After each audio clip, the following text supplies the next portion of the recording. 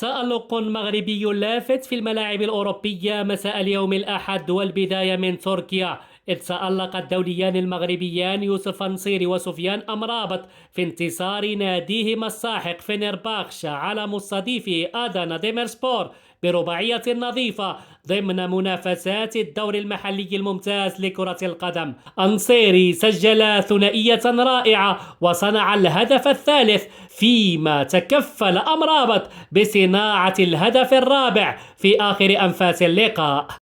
وضمن منافسات الأسبوع التاسع عشر من الدور اليوناني الممتاز لكرة القدم، الدولي المغربي أيوب الكعبي يقود ناديه أولمبياكوس إلى فوز ثمين على مستقبله أتروميتوس بهدفين مقابل هدف واحد. القناص المغربي افتتح التسجيل للضيوف بضربة رأسية متقنة، وواصل تزعم جدول ترتيب الهدافين برصيد 13 هدفا.